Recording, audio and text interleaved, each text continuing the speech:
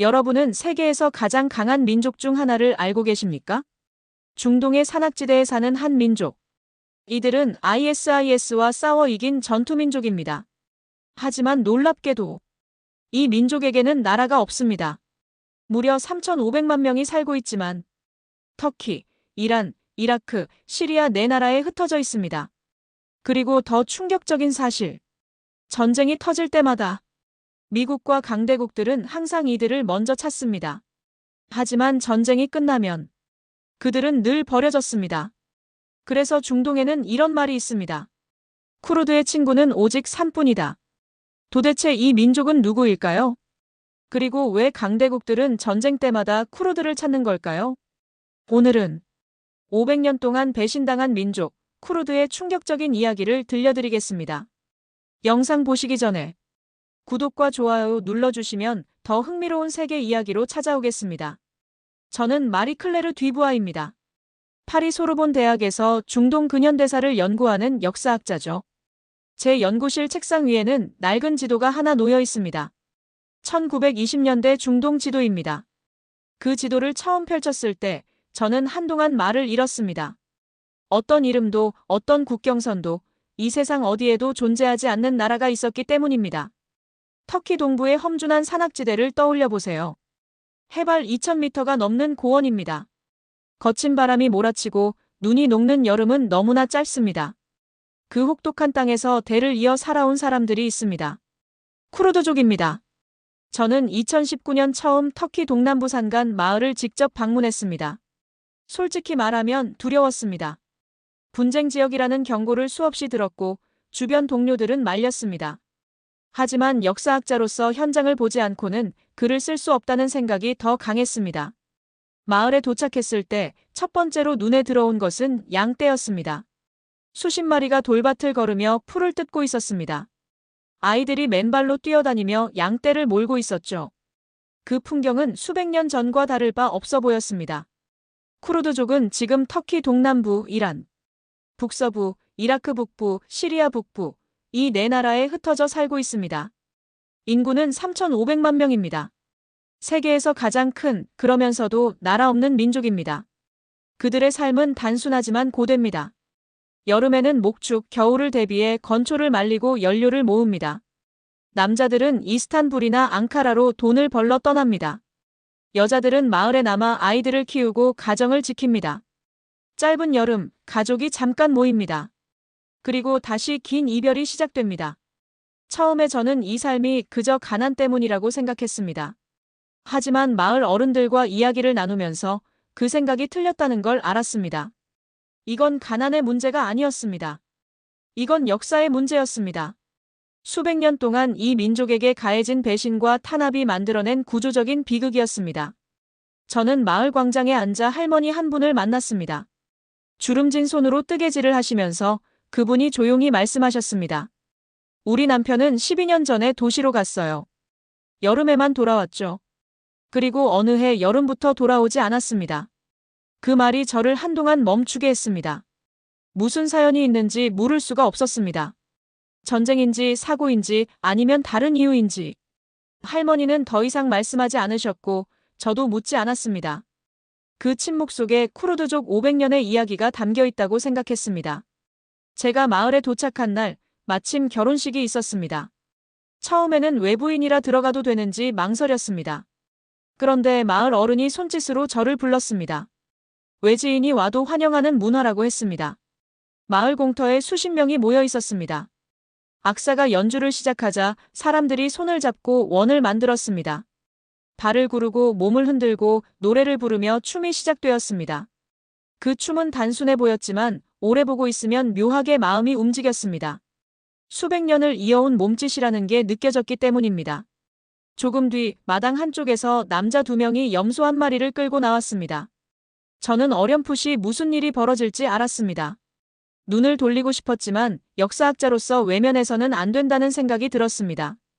염소를 잡았습니다. 그리고 남자 어른이 작은 아이의 이마에 피를 발랐습니다. 아이는 울지 않았습니다. 이 의식은 재앙을 막고 가정을 보호한다는 믿음에서 비롯된 것이라고 옆에 있던 통역사가 설명해 주었습니다. 충격이었습니다. 현대와 수백 년 전의 전통이 이렇게 자연스럽게 공존하는 장면을 저는 책에서만 읽었지 직접 본 적이 없었습니다. 식이 진행되면서 신부가 나타났습니다. 흰옷을 입고 말을 타고 있었습니다. 말 위에서 신부는 눈을 내리깔고 있었습니다. 긴장인지 슬픔인지 아니면 결혼이라는 통과 의례가 주는 무게감인지 그 표정을 저는 한참 바라보았습니다. 신랑은 지붕 위에 올라가 사탕을 던졌습니다. 아이들이 환호하며 달려들었습니다. 그 소란스럽고 활기찬 광경과 말 위에 고요한 신부가 묘한 대조를 이루었습니다. 이윽고 잔치 음식이 나왔습니다. 쌀밥과 양고기입니다. 저는 옆에 앉은 할아버지에게 물었습니다. 왜 꼭 양고기냐고요? 우리는 평소에 고기를 잘 못 먹습니다. 고기는 팔아야 돈이 생기니까요.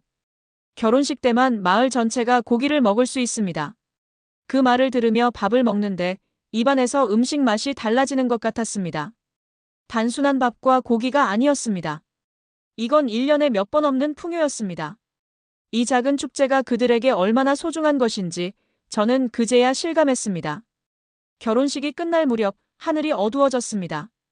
별이 하나둘 나오기 시작했습니다. 마을 사람들은 천천히 집으로 돌아갔습니다. 그리고 공터는 조용해졌습니다. 아까까지 그 많던 사람들이 사라지고 나니 공터가 더 넓어 보였습니다. 저는 그 자리에 잠시 더 앉아 있었습니다. 머릿속이 복잡했습니다. 이 아름다운 전통을 가진 민족이 왜 500년 동안 나라 하나 가지지 못했을까? 그 의문이 가슴 한켠에서 묵직하게 자리를 잡았습니다. 역사를 공부하면서 저를 가장 오래 괴롭힌 질문이 하나 있습니다. 세상에 3,500만 명의 민족이 100년 넘게 나라 없이 살 수 있는 이유가 무엇인가 하는 겁니다. 답은 생각보다 간단한 곳에 있었습니다. 바로 석유였습니다. 1차 세계대전이 끝났습니다. 오스만 제국이 무너졌고 중동 지도가 다시 그려지는 순간이었습니다. 영국과 프랑스는 이 지역을 자신들이 원하는 방식으로 재편할 기회를 잡았습니다. 그 과정에서 쿠르드족에게도 기회가 왔습니다. 1920년 세브르 조약이 체결되었습니다. 조약 안에는 쿠르드 자치 구역 설치와 독립국가 수립 가능성이 명시되어 있었습니다. 처음으로 쿠르드 사람들은 자신들의 나라를 가질 수 있다는 꿈을 꾸었습니다. 그 꿈이 얼마나 오래 갔을 것 같습니까? 3년입니다. 고작 3년이었습니다. 1923년 로잔 조약이 체결됩니다. 그리고 세브르 조약의 쿠르드 관련 조항은 완전히 삭제됩니다. 아무 설명도 아무 대안도 없었습니다. 쿠르드족이 살던 땅은 터키, 이란, 이라크, 시리아 이렇게 네 나라로 쪼개졌습니다. 왜 그랬을까요? 모술이었습니다. 이라크 북부의 모술과 키르쿠크 지역에서 대규모 유전이 발견되었습니다. 그 땅의 상당 부분이 쿠르드 거주 지역과 겹쳐 있었습니다. 영국은 그 석유를 포기할 생각이 없었습니다. 독립 쿠르드 국가가 생기면 그 석유는 쿠르드의 것이 됩니다. 강대국들은 그 계산을 했고 조약을 바꾸었습니다. 저는 이 부분을 연구할 때 분노를 참기 어려웠습니다. 역사학자는 감정을 배제해야 한다고 배웠습니다. 하지만 이건 달랐습니다. 3,500만 명의 민족이 석유 때문에 나라를 빼앗긴 겁니다. 그것도 약속을 지킬 능력이 있었던 강대국들이 의도적으로 약속을 파기한 것이었습니다. 파리 자료실에서 당시 영국 외교 문서를 읽다가 저는 그 자리에서 멈추었습니다. 한 영국 외교관이 이런 글을 남겼습니다. 쿠르드 문제는 석유 문제가 해결된 이후에 논의할 수 있다. 석유 문제는 그 이후로 지금까지 해결된 적이 없습니다.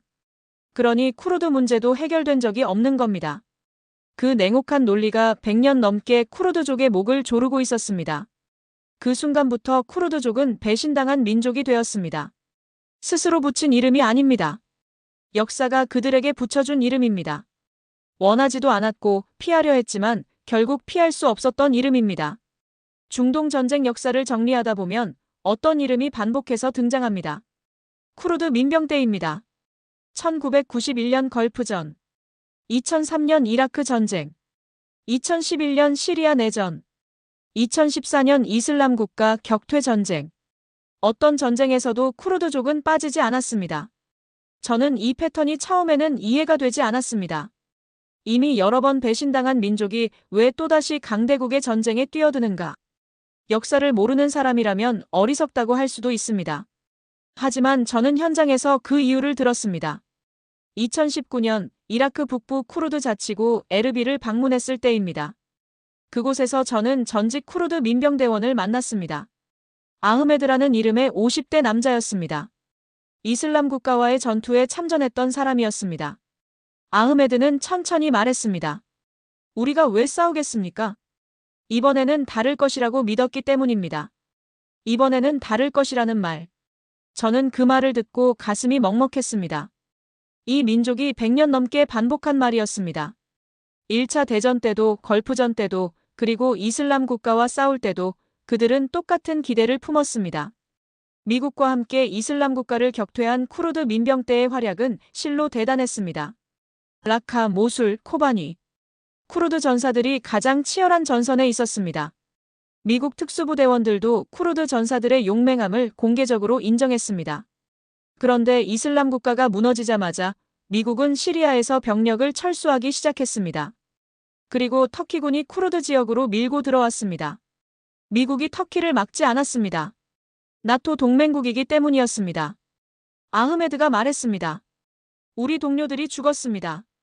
이슬람 국가와 싸우다 죽은 것이 아닙니다.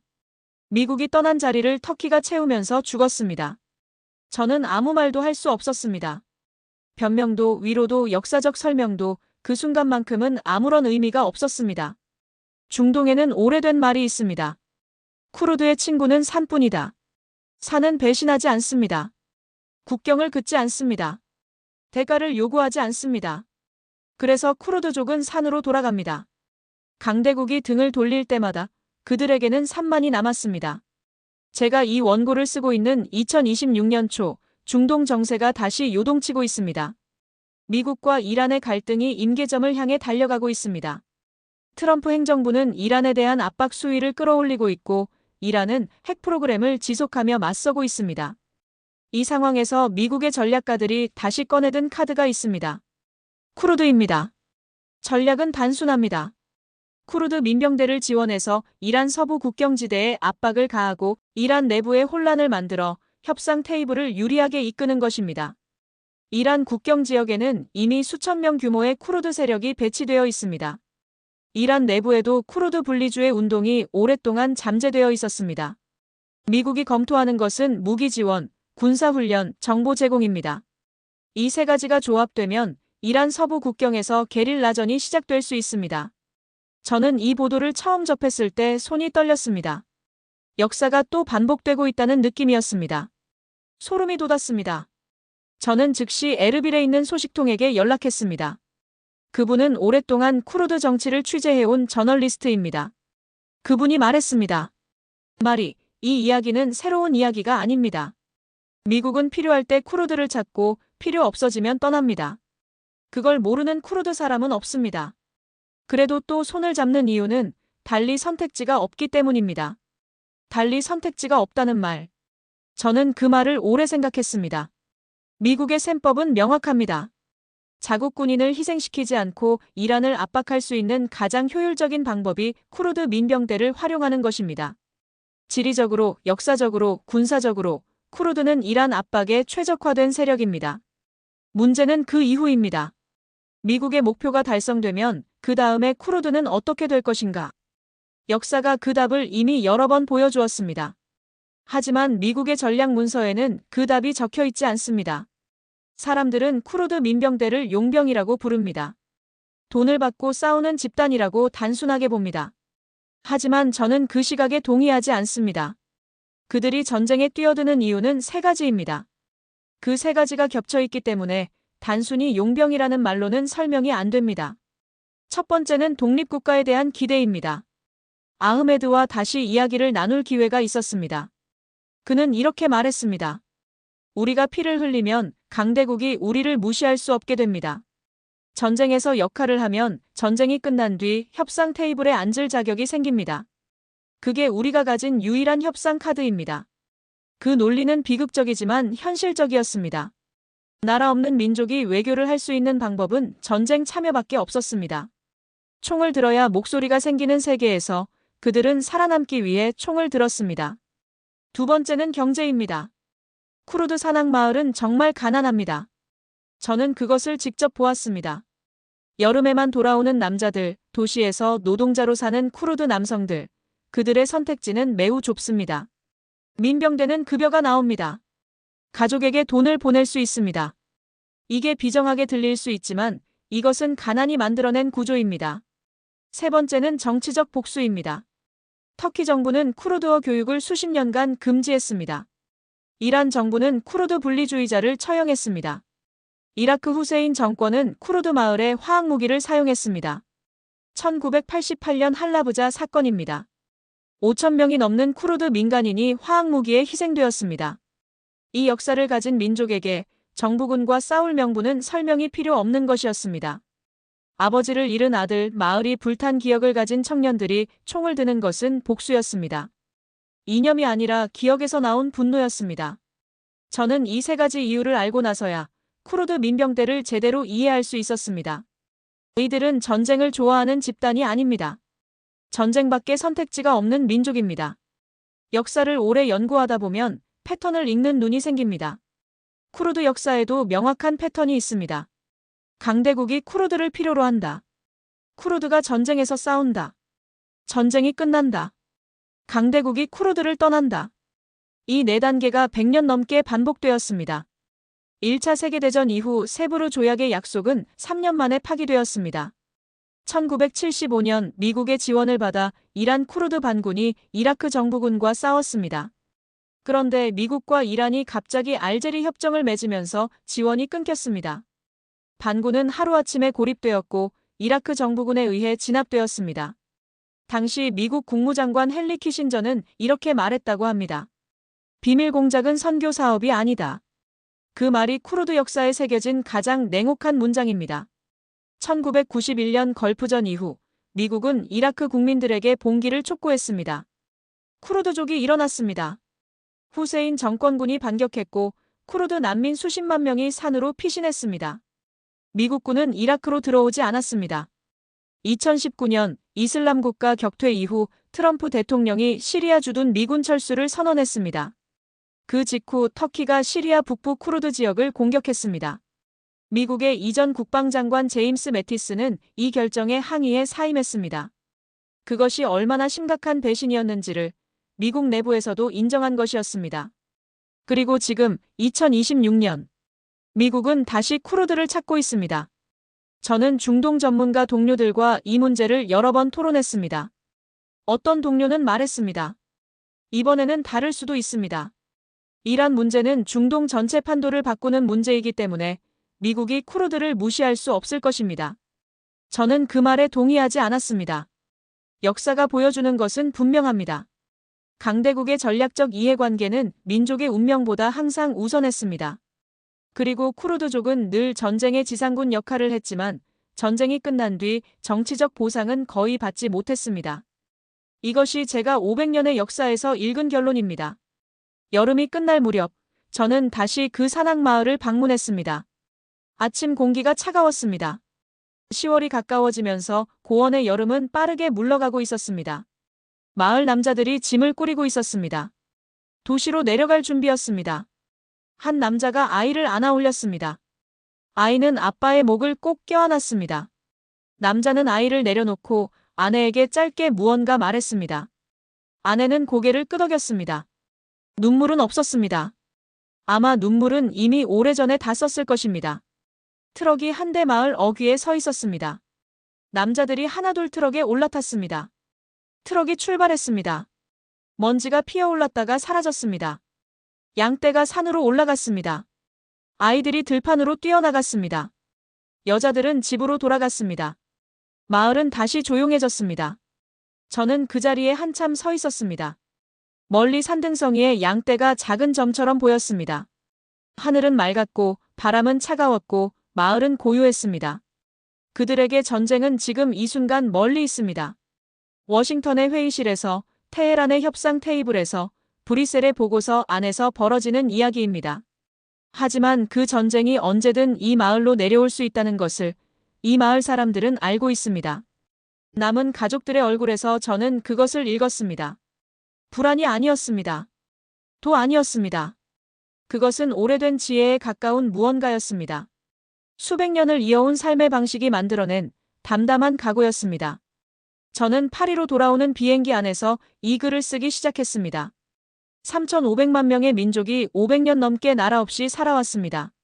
강대국은 그들을 필요할 때 불렀고 필요 없을 때 떠났습니다. 그리고 지금 미국-1한 갈등 속에서 쿠르드족의 이름이 다시 전쟁 지도 위에 올라오고 있습니다. 역사는 반복될 것인가? 이번에는 다를 것인가? 저는 모릅니다. 하지만 한 가지는 압니다. 그 마을 어귀에서 트럭을 바라보던 아내의 눈빛은 1923년 로잔 조약의 서명이 이루어질 때 울었을 어머니들의 눈빛과 다르지 않을 것이라는 것을. 쿠르드족의 이야기는